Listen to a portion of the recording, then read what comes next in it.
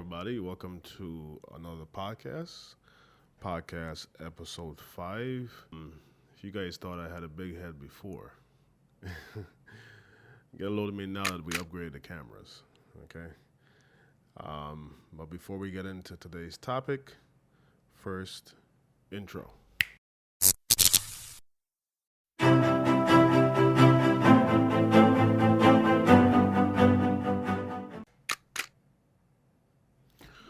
All right, welcome back. So I know you guys have heard of different kinds of addiction. You've heard of, cocaine addiction. You've heard of heroin addiction, and food and sugar addiction actually is a thing that a lot of people are getting onto and finding out about. But have you guys ever heard of video game addiction? Video game addiction is a real thing. Someone who suffered from video game addiction most of life, me. Okay. Have you guys ever thought about that though? Seriously, it's a real thing. How many of you got kids in the house that you can't get them to do anything once they start playing video games? And some of you unfortunate ladies out there may have a grown man that you can't get him to pay attention to you or do anything you ask him to do or get done because he just got to finish that last level. Okay, how many of you got that issue? I know some of my exes have had that issue. A couple of them might be watching this video. All right, so I know what I'm talking about here. Okay, video game addiction is a real thing. The source of, by the way, I'd like you guys to head down to the description because I'm going to post some links to any relevant articles that I'm reading right now and delving into.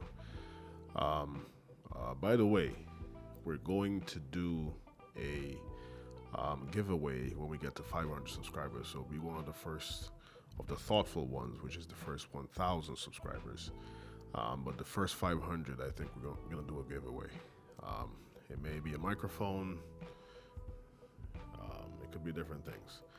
I haven't decided yet. So please comment down below. Tell me what prize you'd like to get. And please subscribe to be one of the first 500 that I randomly pick. So anyway, getting back into the topic here, the source of the addictive quality of video games is still unknown, but researchers propose that the process of playing and winning these games may trigger a release of dopamine.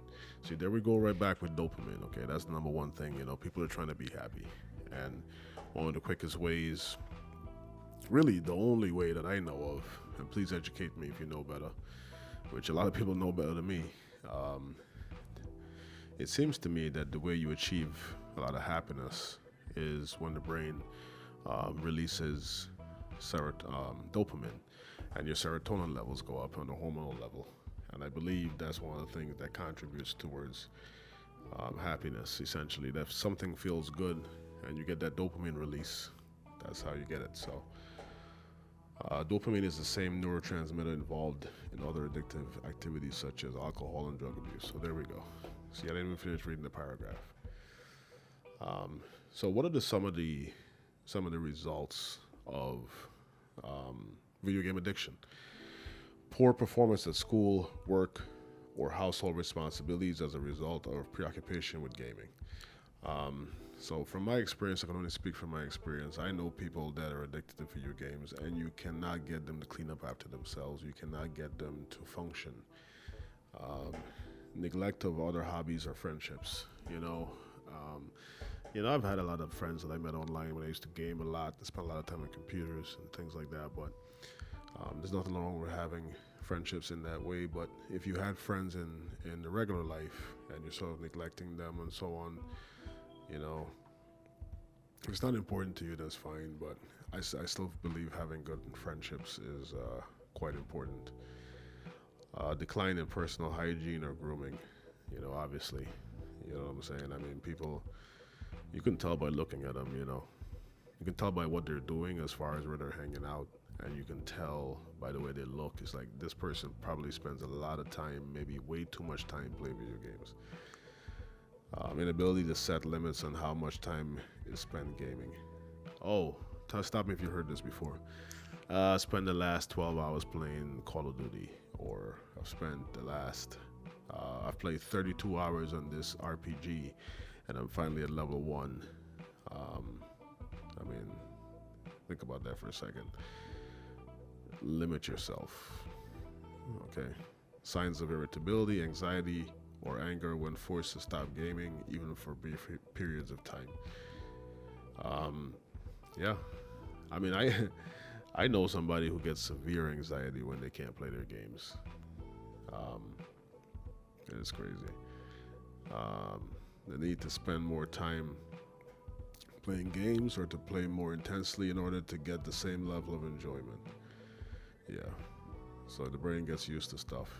You get used to things, and your sensitivity goes down. But going back to signs of irritability and anxiety or anger when forced to stop gaming, I know this person, and some people like that, they wouldn't go anywhere. They don't go anywhere because their games aren't there with them, and that's a serious issue. Um, you know, I said to this person, I said, hey, you can. It's okay to go somewhere and leave your PlayStation 4 behind. You know what I'm saying? You don't need to bring that with you.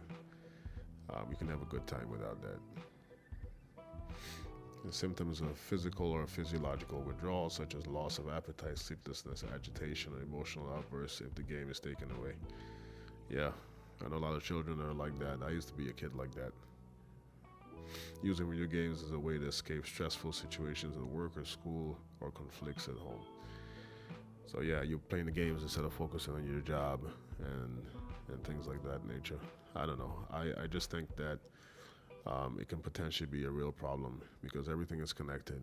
And if you don't limit yourself in the amount of video games that you play, um, that certainly translates to other parts of your life where you don't have control and you sort of do too much in a sense. So if you can limit yourself with something so addictive, that can transfer to other parts of your life. But an obsessive preoccupation with games at the expense of real life activities or obligations shares some of the characteristics of addictive behavior. How can a parent tell when gaming has stopped being simple entertainment and become an addiction? So those things I went through earlier were some of the ways you can tell with children. Children obviously need to be raised. You leave a kid by themselves, you leave them to raise themselves. They're gonna get into a lot of bad habits, and that's one of the signs I think of a neglected child to some degree, a child who needs more attention paid to them, sort of shown and guided the right way, is a child who's completely hooked on video games. That child doesn't know what to do with themselves. They need a parent to show them the way, show them an example. And if you wait too long, that kid, the brain might be molded around that. And those kinds of activities may be really hard to break at that point. You call that a spoiled child. People call it a spoiled child. A lot of kids don't get spoiled on their own. It's usually because of poor parenting. That's the thing to think about. Are there different kinds? And by the way, let me step right back here. I'm not trying to knock gamers.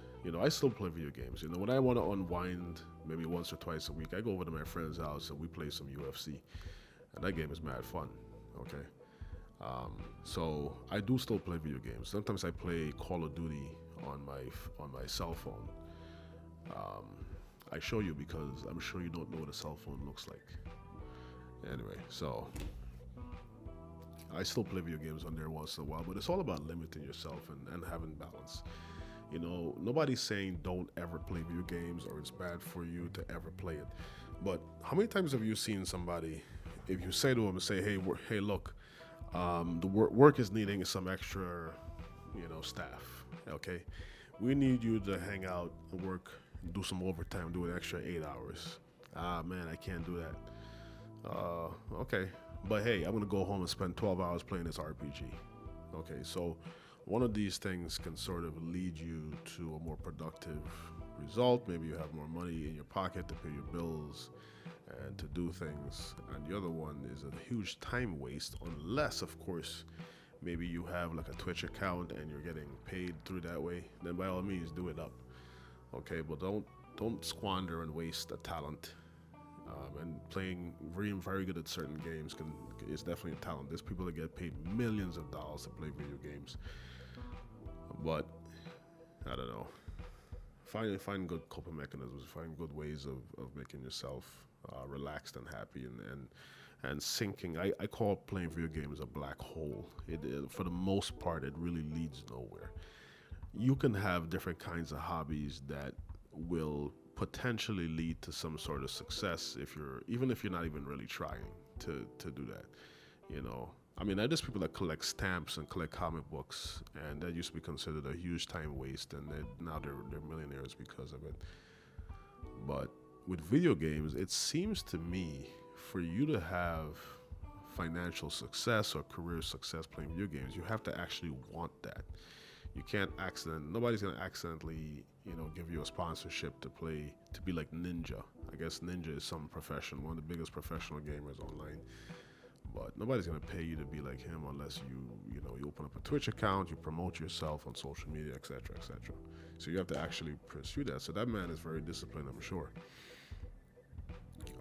So what causes an addiction to video games? Reading another article here on siteguides.com. And many different causes factor into video game addiction. One of the main reasons that video games can become so addictive, however, is that they're designed to be that way.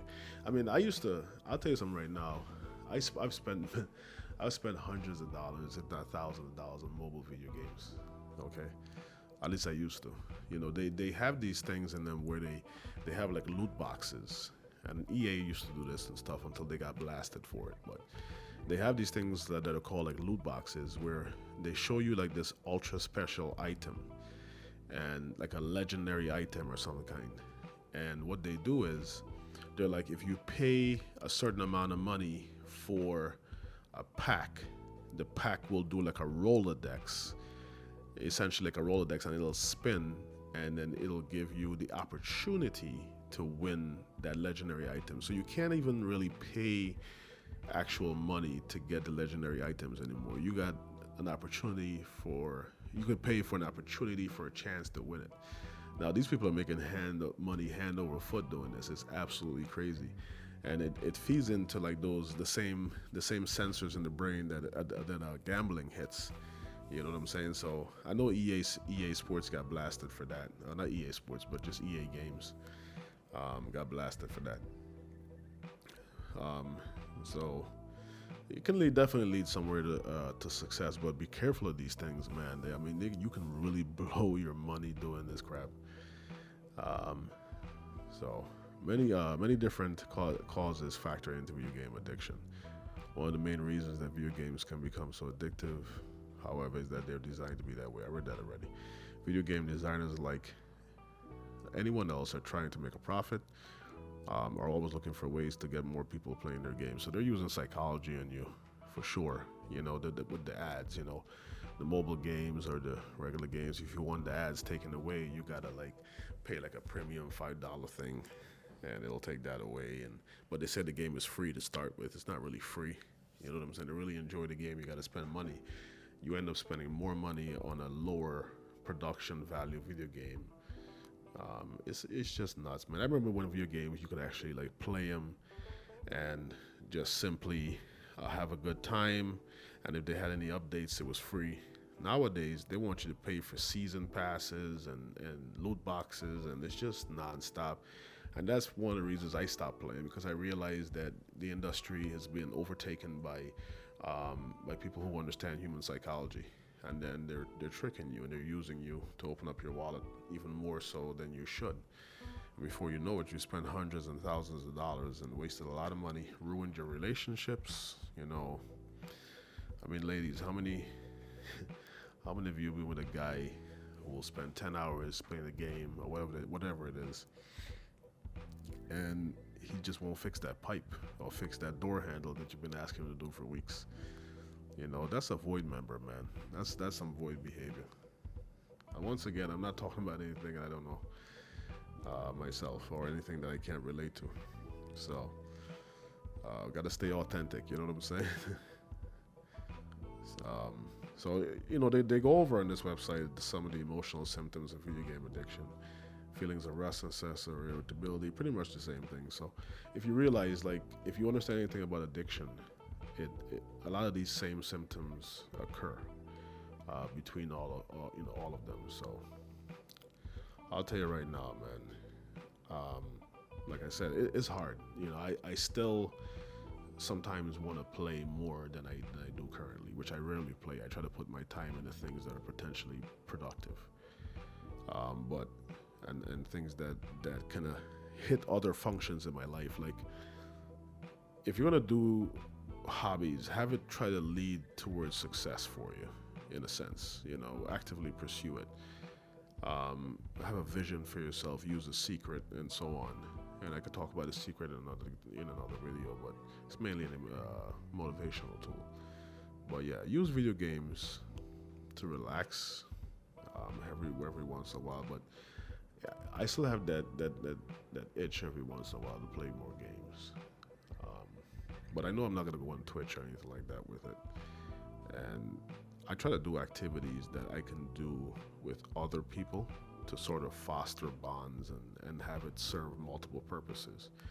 If I'm going to do something like that's not really productive, maybe do it with other people, live people in real life, so you can build some emotional intelligence and communication skills, so you don't lose that. A lot of people who are sort of reclusive, they lose their inability to socialize and to have understand social cues and things like that. They're so isolated. So when it's time to come into reality, it probably gives them a little bit of anxiety too. They don't know how to deal with people in real life. They know how to text and talk on Xbox Live or whatever it is, PlayStation Network, but they don't know how to interact with real people, and that's a sad thing. Okay, because at some point, to feed that video game life that you have, you still got to go to work. Unless you're a kid and now you're having bad grades because you're wasting time. I was one of those kids myself. I didn't want to do the things I needed to do. And, your parent would tell you to go clean your room, okay? And you're in the middle of playing a video game. And so, if you don't go clean your room, you're going to get into real trouble. So what do? You run into your room and you do the most, as my mom used to say, slapdash, which is pretty much a bad job cleaning and doing what you're supposed to be doing, because you're trying to get back to that game. So you sweep everything under the rug, literally, okay? And you certainly do that with other things as well, I'm sure. Everything is all connected. So, yeah. So cut the video games out. Try to find something that is more productive, something that won't put you in the void. Go check out your room. If you're a kid, go check out your room. Go see if you need to pick some clothes up instead, and just stay off the games. If you're a grown man, I promise you keep playing all them games, somebody's gonna come and take your woman away. It's been just a thought.